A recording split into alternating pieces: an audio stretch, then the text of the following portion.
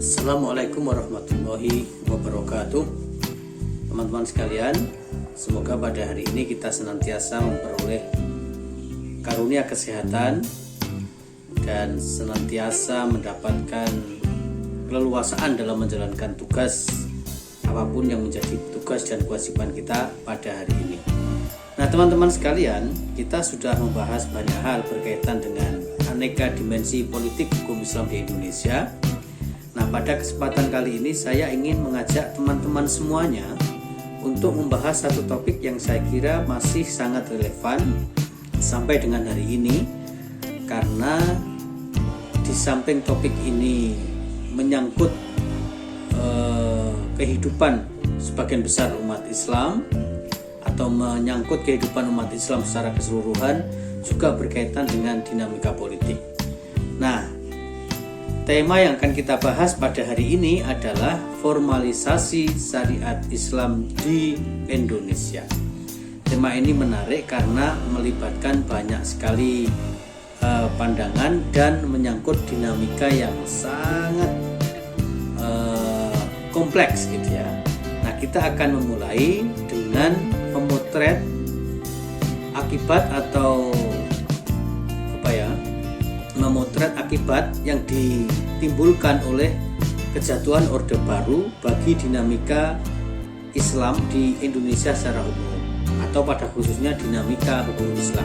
Nah, teman-teman sekalian, kita semuanya tentu mengetahui bahwa pada tahun 1998 Indonesia mengalami satu peristiwa yang sangat penting, yaitu reformasi politik.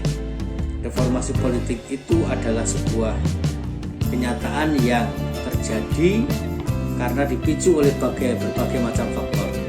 Kalau kita bicarakan faktor-faktor apa saja yang mendorong lahirnya reformasi politik, itu tentu sangat banyak, dan bukan wilayah kita untuk membicarakan itu pada hari ini. Tetapi yang paling penting adalah gerakan reformasi politik yang terjadi di Indonesia pada tahun 1988 itu membawa akibat yang sangat besar bagi kebebasan masyarakat Indonesia dalam mengekspresikan aneka ragam persoalan atau aneka ragam pandangan, aneka ragam sikap, bahkan ideologi. Maka saya ingin sedikit mengulangi berkaitan dengan pandangan para ahli politik berkaitan dengan apa yang sesungguhnya terjadi pada zaman Orde Baru berkaitan dengan politik dan ideologi. Tentu kita semuanya tahu bahwa Orde Baru di bawah kepemimpinan Soeharto melahirkan kontroversi dalam arti dari aspek pembangunan. Kita melihat keberhasilan yang dicapai oleh Soeharto atau oleh Orde Baru melalui proses modernisasi. Tetapi di sisi lain ada hal yang dirasakan oleh masyarakat atau rakyat Indonesia adalah berkaitan dengan kebebasan. Nah, para ahli politik sering menyatakan bahwa ketika mengambil kekuasaan atau mewarisi atau melanjutkan kekuasaan atau pemerintahan dari Soekarno, Soeharto memberlakukan 3 hal. Yang pertama disebut dengan depolitisasi, kemudian yang kedua adalah deparpolisasi, lalu yang ketiga deideologisasi. Depolitisasi itu adalah ia melakukan tindakan-tindakan yang melakukan tindakan-tindakan politik terhadap mereka-mereka yang secara potensial bisa mengganggu stabilitas kekuasaan Orde Baru pada umumnya, meskipun secara universal sering diatasnamakan mengganggu stabilitas negara. Maka berbagai tindakan politik yang terjadi pada orang per orang, kelompok per kelompok pada zaman Orde Baru awal itu bisa difahami merupakan bagian dari strategi depolitisasi Soeharto. Kemudian depolitisasi yang dilakukan oleh Orde Baru di bawah Soeharto maksud saya. Kemudian yang kedua adalah deparpolisasi. Kita juga tahu bahwa pemilu di Indonesia pada tahun 55 kalau tidak salah itu diikuti oleh puluhan partai politik. Pada zaman Orde Baru ada puluhan partai politik yang ikut memperebutkan kekuasaan atau ikut berpartisipasi dalam pemilihan umum. Tapi pada zaman Orde Baru, partai itu diperas menjadi 3. Yang pertama adalah P3, Partai Persatuan Pembangunan, yang merupakan representasi atau saya bisa membahasakannya dengan perasan dari kelompok Islam. Atau itu adalah proses melokalisir kekuatan politik ya. Saya kira itu cara Orde Baru untuk melokalisir kekuatan politik. Semua partai Islam dikumpulkan atau semua kekuatan Islam, tentu di dalamnya bergabung aneka ragam partai ya, atau ex partai-partai Islam pada zaman Orde Lama. Pada zaman Soekarno berkumpul atau dikumpulkan dalam satu partai namanya Partai Persatuan Pembangunan. Dari segi politik ini juga dipolitisasi, dalam arti memudahkan kekuasaan untuk mengontrol ya pergerakan katakanlah aneka pihak yang dianggap potensial mengganggu stabilitas kekuasaan. Dengan melokalisir kekuatan Islam dalam satu partai tentu menjadi mudah bagi Orde Baru untuk melakukan kontrol. Kemudian yang kedua adalah golongan karya yang disebut Golkar atau disingkat Golkar. Saya kira teman-teman yang lahir di atas tahun 2000-an itu tidak menangi bagaimana kejayaan Golkar pada zaman Orde Baru. Jangankan zaman Orde Baru, sementara hari ini saja kita masih melihat Golkar begitu kokoh gitu ya. Nah, ini sederhananya adalah partai di mana the ruling party, Golkar adalah the ruling party, partai yang berkuasa gitu ya. Kemudian yang ketiga adalah Partai Demokrasi Indonesia atau PDI. Ini adalah gampangannya begitu, kelompok nasionalis atau yang lain-lain lah yang selain Islam dan pemerintah, selain Islam dan the ruling party, maka berada di situ. Betapapun tentu saja kita masih menemukan ada elemen-elemen Islam di dalam PDI pada zaman itu. Tapi sekali lagi ini disebut sebagai deparpolisasi, dalam arti memeras partai-partai politik yang jumlahnya puluhan pada zaman Orde Lama itu menjadi 3 saja. Nah, menjadi 3 saja. Tentu ini merupakan hal yang sangat menarik ya. Merupakan hal yang sangat menarik dalam konteks bagaimana kita mengamati perbedaan yang ditimbulkan Orde Baru dengan Orde Reformasi dalam hal kebebasan yang dialami oleh masyarakat. Kemudian yang ketiga adalah deideologisasi. Deideologisasi itu adalah sebuah gerakan untuk menjadikan Pancasila sebagai asas tunggal. Maka contoh sederhananya Partai Persatuan Pembangunan tadi itu kan mengalami perubahan dalam hal logo ya, yang semula bersimbolkan atau menggunakan logo Ka'bah, kemudian berganti logo menjadi bintang, sesuai dengan kebijakan deideologisasi atau kewajiban mengadopsi Pancasila sebagai sole ideology, ideologi tunggal bagi masyarakat Indonesia, dan sekaligus ormas atau organisasi apapun di Indonesia ini harus menganut ideologi tunggal yang bernama Pancasila. Nah, dalam situasi yang seperti itu lalu kita bisa bayangkan bagaimana kekuatan-kekuatan yang berbeda dari pemerintah atau negara menjadi sulit untuk mengungkapkan apa yang mereka simpan di dalam apa yang mereka inginkan sebagai sebuah idealisme gitu. Nah, maka ketika Orde Baru runtuh pada tahun 1998, kita bisa bayangkan bagaimana kelompok-kelompok atau masyarakat Indonesia pada umumnya yang pada masa Orde Baru itu mengalami pengekangan pandangan atau kebebasan dalam hal ekspresi ideologi dan seterusnya, lalu mengalami kebebasan. Maka salah satu hal yang kita bisa lihat dengan munculnya, dengan keruntuhan Orde Baru itu adalah kelompok-kelompok yang dulu tertindas atau merasa ditindas oleh Orde Baru kemudian bermunculan. Tak terkecuali kelompok-kelompok Islam ya, yang tidak terakomodasi pada zaman kekuasaan Orde Baru.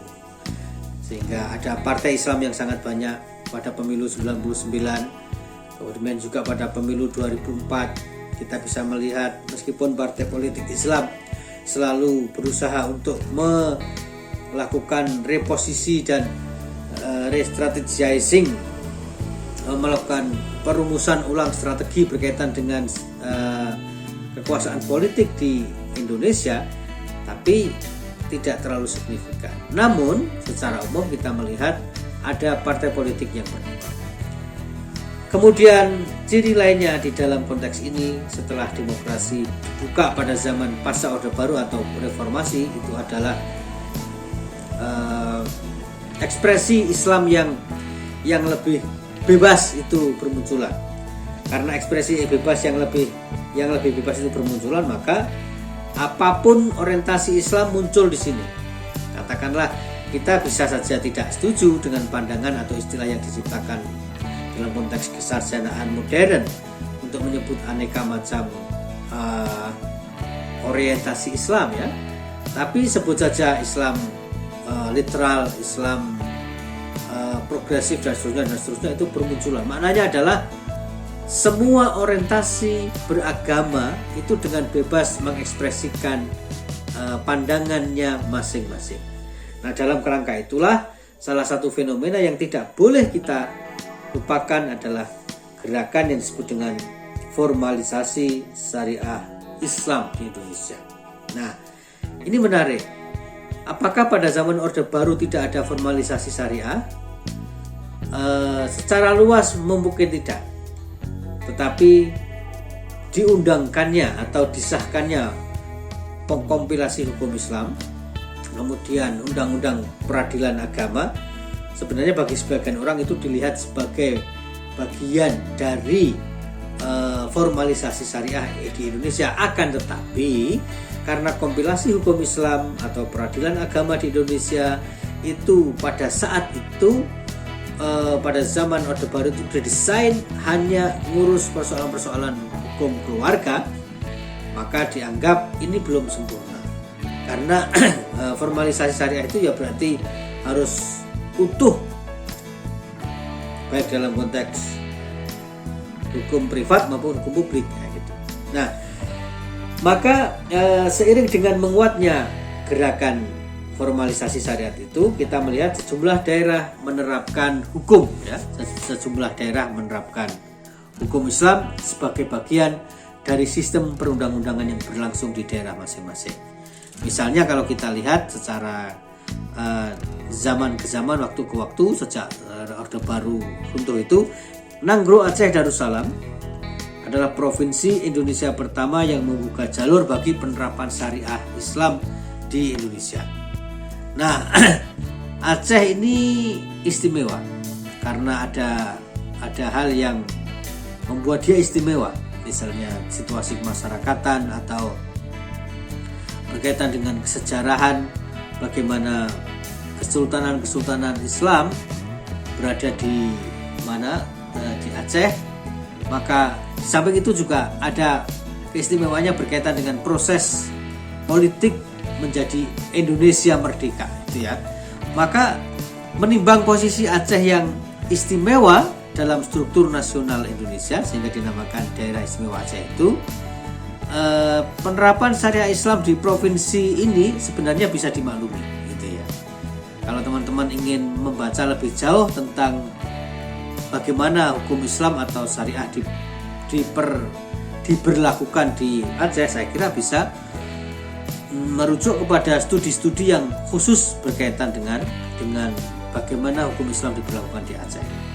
Nah, terlebih jika dihubungkan dengan konflik berkepanjangan di wilayah ini menyangkut tuntutan merdeka dari Negara Kesatuan Republik Indonesia, maka pemberian izin bagi formalisasi syariah Islam di Aceh menurut saya bisa disebut sebagai strategi integrasi yang diambil oleh pemerintah pusat. Hanya saja formalisasi syariah Islam di Aceh itu pula lah yang sebenarnya bisa disebut menjadi atau sebagai pemicu bagi upaya serupa di berbagai daerah yang lain.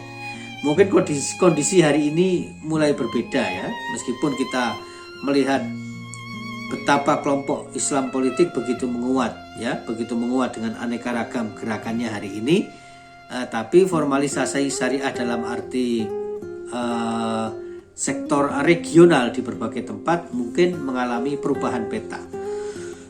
Nah, karena itu segera setelah Aceh, gerakan sejenis juga terjadi di sejumlah daerah di Jawa, di Sumatera, Sulawesi. Kita melihat ada upaya-upaya atau gairah baru untuk melakukan formalisasi syariah. Pada zaman itu masih dekat dengan era reformasi, keruntuhan Orde Baru itu, kita melihat di Jawa Barat misalnya itu ada di Cianjur, kemudian Garut dan Tasikmalaya yang berusaha untuk melakukan formalisasi syariat secara resmi di wilayahnya masing-masing gitu ya. Kemudian Provinsi Banten juga demikian, bahkan dikenal sebagai garda depan dalam memperlakukan hukum Islam. Nah, ini saya kira juga bisa kita saksikan pada zaman itu ya, sehingga sekali lagi tadi saya katakan kalau teman-teman ingin mengkaji lebih dalam, lebih intensif dan khusus berkaitan dengan tema ini, saya kira bisa merujuk kepada studi-studi khusus ya. Nah, kemudian di Garut tadi itu bahkan bisa kita lihat pada saat itu Bupati Garut bahkan membentuk lembaga pengkajian persiapan penerapan syariah Islam. Nah itu sampai hari ini bagaimana saya tidak begitu mengikuti ya, tapi ini kalau kita bicara sejarah yang modern, dalam arti sejarah modern ya yang belum lama ini terjadi. Kemudian di Sulawesi Selatan misalnya 6 dari 24 kabupaten secara tegas memberlakukan hukum Islam pada saat itu. Misalnya ke-6 kabupaten itu adalah Bulukumba, Enrekang, Goa, Takalar, Maros dan Sinjai. Nah, gitu. Lalu di Sumatera. Nah, selain Aceh tadi itu di belahan Sumatera yang lain juga ada puluhan perda yang mengatur pemberlakuan syariah Islam tercatat, antara lain di Sumatera Barat dengan Perda nomor 11 tahun 2001, ditambah lagi jadi 20 tahun yang lalu ya. Ditambah lagi dengan instruksi Wali Kota Padang pada tahun 2005, tepatnya pada tanggal 7 Maret 2005. Kemudian di Bengkulu ada Perda nomor 24 tahun 2000 ya, yang berkaitan dengan pemberlakuan hukum Islam atau syariah. Lalu instruksi nomor 3 tahun 2004. Nah, di Solok misalnya ada pemberlakuan Perda nomor 10 tahun 2001 dan nomor 6 tahun 2002. Spesifiknya nanti bisa dibaca ya, tetapi ini sekedar contoh bagaimana formalisasi hukum Islam itu betul-betul dilakukan oleh para penguasa lokal gitu ya. Lalu Riau membentuk Komite Persiapan Penegakan Syariah yang pada saat itu digalang oleh Hizbut Tahrir dan Partai Persatuan Pembangunan. Nah, menarik ya ini. Tetapi apakah Hizbut Tahrir dan Partai Persatuan Pembangunan itu berkolaborasi? Saya tidak tahu persis bagaimana konteksnya. Nah, di Jawa Timur gejala ini kurang begitu populer ya, sebenarnya kalau dibandingkan dengan daerah-daerah yang lain.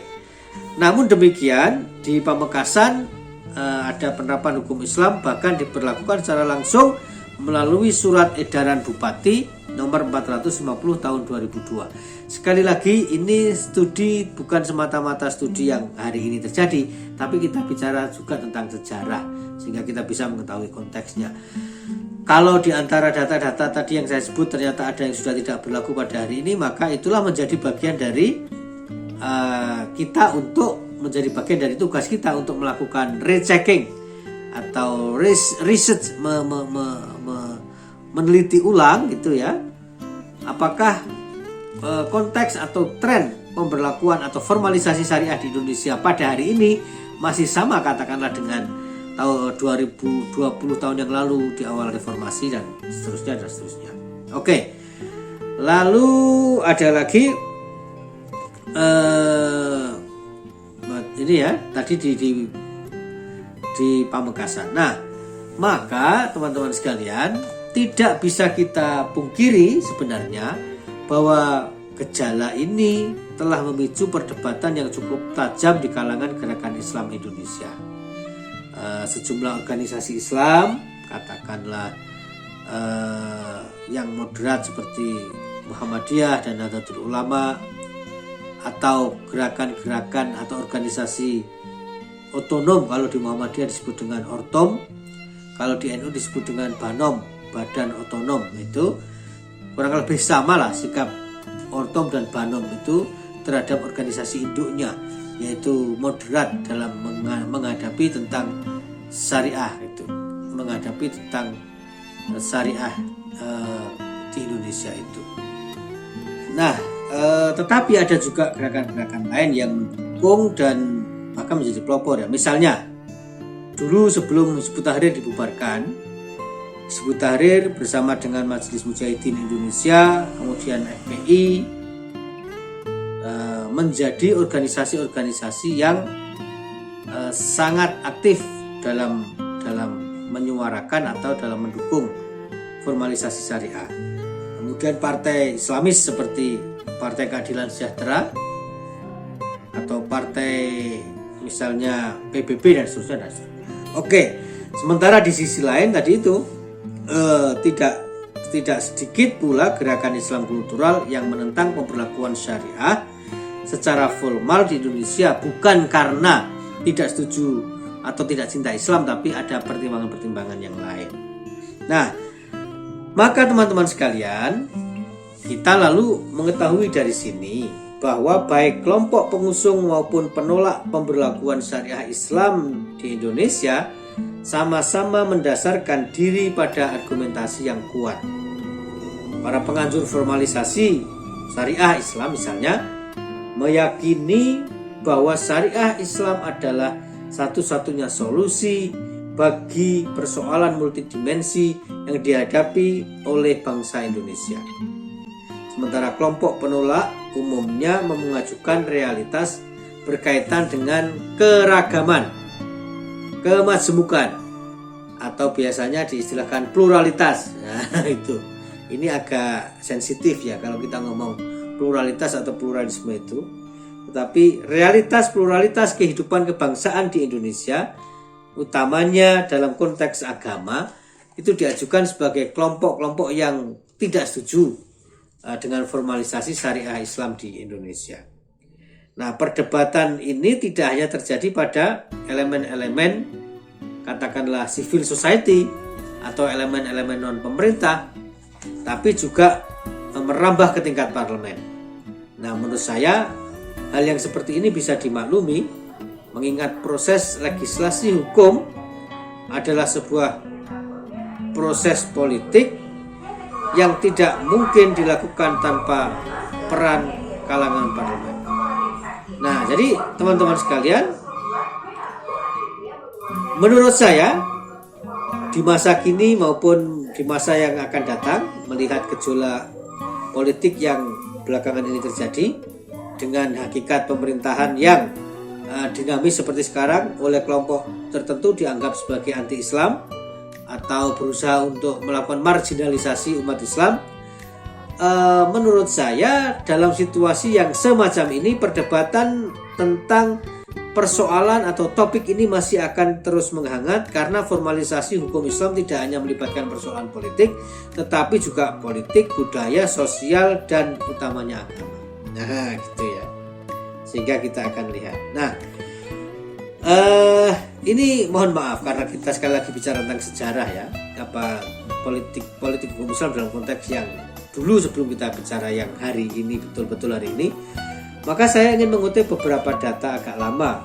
Misalnya laporan jajak pendapat lingkaran survei Indonesia pada bulan Agustus 2006. Lama sekali ya, 2006. Tentang respon publik terhadap formalisasi syariah Islam mengungkapkan bahwa mayoritas responden 64,3%. Dari 700 responden yang dipilih melalui metode multi-stage random sampling menyetujui bahwa hukum yang diberlakukan di Indonesia adalah hukum nasional yang menjamin keragaman dan bukan hukum Islam. Nah, maksud saya nanti kita pada pertemuan selanjutnya akan coba kita bandingkan data pada tahun-tahun yang agak lama ini dengan hari ini. Jadi data ini 64,3% setuju hukum nasional. Ya. Berarti kecenderungannya adalah mereka ingin hidup secara majmuk di tengah masyarakat yang berbeda. Oke ya.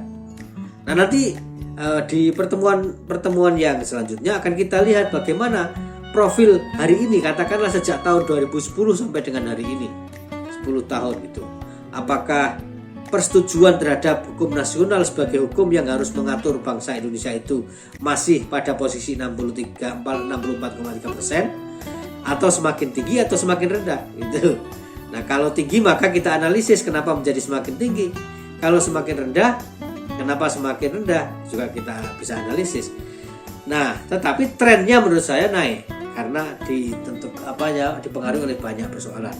Tapi kita nggak bisa berspekulasi kalau tidak mengutip data secara khusus. Nah, itu nanti kita akan lihat pada pertemuan yang berikutnya. Nah, bahkan di kalangan responden yang beragama Islam sendiri, 61,7% juga memiliki sikap yang sama. Dalam arti tadi itu kan masyarakat secara umum 64,3 dari 700 responden.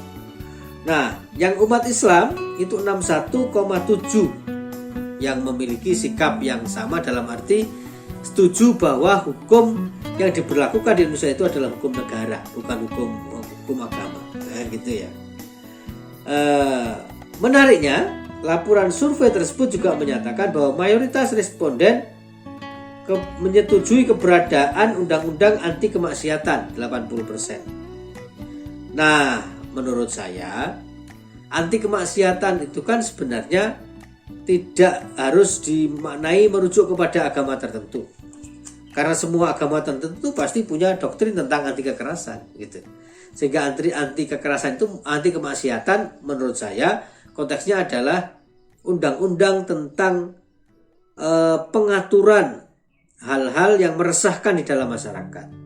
Istilah kemaksiatan memang lebih dekat ke agama secara ini ya, secara kesan dan pemahaman. Tapi kemaksiatan itu kalau kaitannya dengan kemungkaran yang terjadi di masyarakat, ya berarti orang tidak peduli agamanya apa, tidak peduli afiliasi politiknya apa, pasti tidak suka dengan terjadinya kemaksiatan dan kemungkaran. Sehingga kalau angkanya 88% menurut saya itu tidak bisa diartikan bahwa itu berarti kelompok Islamis menguat pada ini ya, pada pandangan ini. Hanya saja 53 responden meyakini bahwa peraturan anti maksiat tersebut sebenarnya sudah terwakili oleh KUHP. Nah, itu kan, karena terwakili oleh KUHP artinya ini pandangan bahwa kemaksiatan itu persoalan kemasyarakatan yang tidak harus selalu dikaitkan dengan agama tertentu. Kemudian karena itu lalu tidak perlu dibuat peraturan baru yang mengatur soal kemaksiatan tertentu. Di samping itu, kata mereka, secara lebih mendasar masyarakat juga lebih menyukai sistem kenegaraan Pancasila sebagaimana yang sekarang ini berlangsung, dan sedikit sekali yang memilih sistem pemilihan demokrasi ala barat ataupun sistem pemerintahan ala negara-negara Timur Tengah. Nah, ini. Jadi ini menarik. Yang demokrasi ala barat ansih tidak mau, seperti negara-negara Arab yang diistilahkan di Timur Tengah ya. Kalau saya sih karena posisi kita secara geografis berada di timurnya Arab, ya saya lebih suka menyebut Barat Tengah karena posisi mereka ada di barat kita tapi tengah-tengah gitu. Kalau orang Eropa dan Amerika menyebut Timur Tengah ya oke, karena secara wilayah, secara geografis memang negara-negara Arab itu berada di timurnya mereka dan tidak terlalu jauh, berarti timur yang masih dekat, timur tengah, yang dulu istilahnya timur dekat. Oke, ini maknanya apa? Maknanya pandangan moderat banyak gitu loh ya. Itu pada tahun 2006. Tapi bagaimana dengan hari ini? Dengan adanya gerakan-gerakan Islam politik yang sangat masif, ditambah dengan pergerakan teknologi informasi yang demikian agresif, saya kira petanya sedikit berubah. Nah, tapi kita perlu data. Nanti pada pertemuan berikutnya kita akan bicara data baru dan bagaimana menganalisisnya, gitu ya. Kemudian, secara umum sikap masyarakat terhadap formalisasi syariah Islam di Indonesia, menurut saya sih sebenarnya bisa dikategorikan ke dalam 3 kelompok, yaitu pendukung atau pro formalisasi, penolak kontra formalisasi, dan kelompok yang memilih tidak bersikap dalam perdebatan ini. Nah, saya ingin mengutip seorang penulis, Mahmud Al-Ansari, menyatakan bahwa menolak formalisasi Islam adalah berarti mendukung sekularisasi, sehingga kelompok penolak formalisasi syariah ia istilahkan sebagai pro sekularisasi. Nah, maka demikian ya kita punya cara pandang masing-masing ya, tapi nanti saya akan menawarkan pandangan saya sendiri. Tidak harus pada pertemuan ini ya. Kelompok pertama adalah kelompok-kelompok Islam garis keras, Islam ideologis, dan Islam politik yang meyakini formalisasi syariah sebagai langkah pertama dan utama untuk memecahkan persoalan multidimensional yang dihadapi oleh Indonesia saat ini. Sekali lagi, istilah-istilah tadi itu sebenarnya sekedar untuk memudahkan saya melakukan kategorisasi.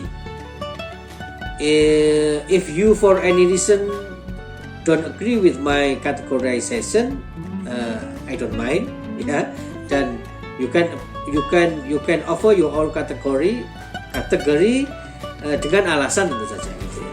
Maka sementara kelompok penentang formalisasi syariat maksudnya pada umumnya berasal dari kalangan Islam moderat dan katakanlah progresif liberal, gitu ya, yang menilai formalisasi bukan kebutuhan urgen bagi bangsa ini karena Pancasila sebagai common platform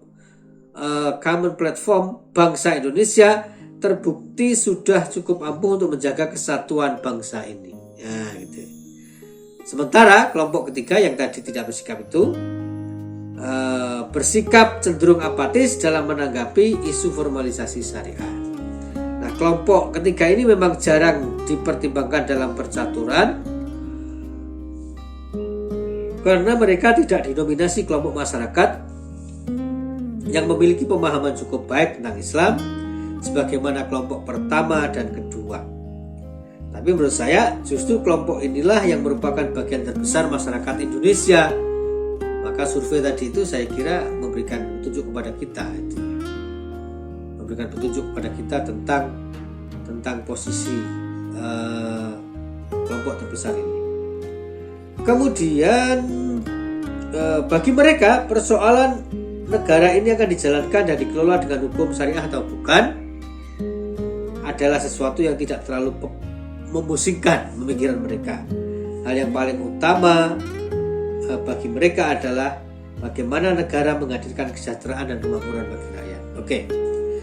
Nah, di luar klasifikasi yang saya buat tadi itu 3 kelompok, ada penulis yaitu Rahmat Rosadi dan Rois Ahmad yang membagi teori-teori tentang penerapan syariah Islam menjadi 4 kelompok, yaitu pemikiran formalistik legalistik, pemikiran strukturalistik, pemikiran kulturalistik, dan pemikiran substansialistik aplikatif.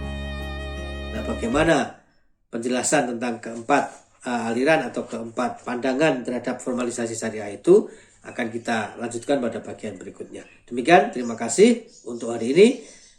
Dan sesi ini kita akhiri dulu. Assalamualaikum warahmatullahi wabarakatuh.